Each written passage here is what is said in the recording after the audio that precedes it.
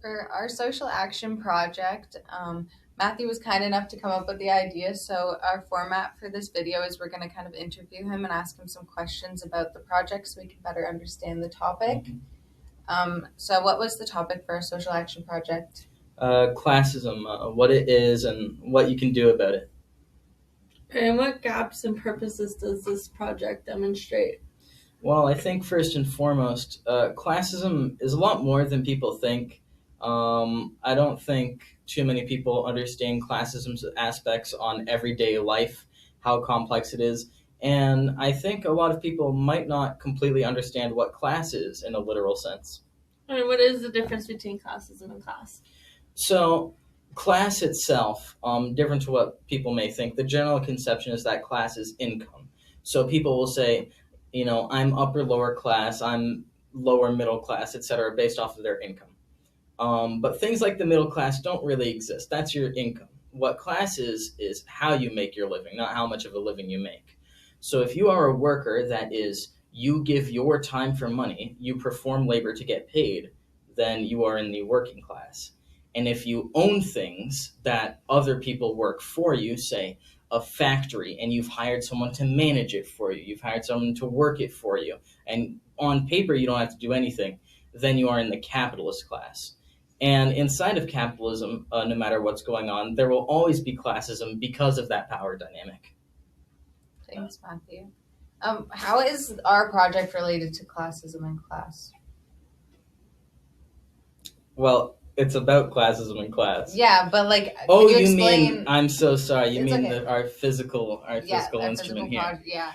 So what I made here, I'm not sure how well it'll show on camera, and my craftsmanship isn't very flashy. But inside here, I've got some marbles to represent commodities.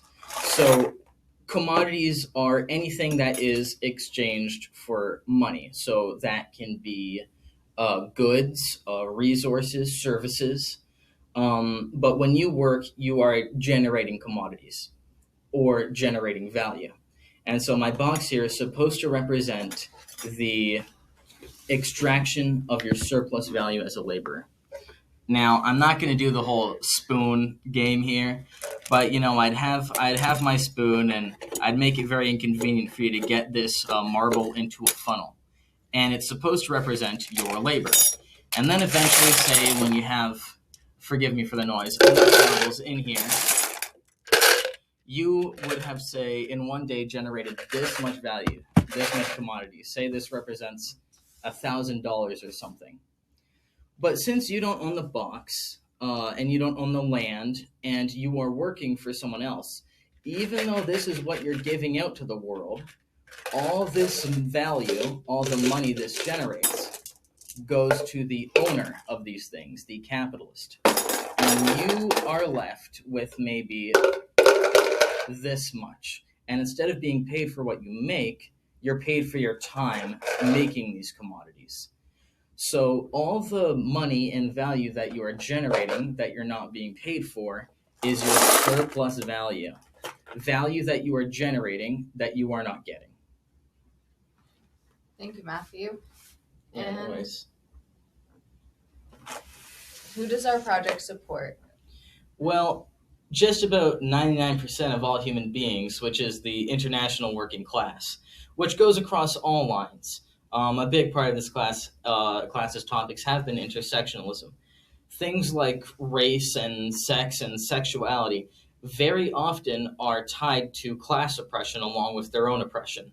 If we were in a classist if we weren't in a classist oppressive system such as neoliberal capitalism, then it would be quite a bit less likely to have things like the wage gap, for example. Analyze the strengths and weaknesses of our project.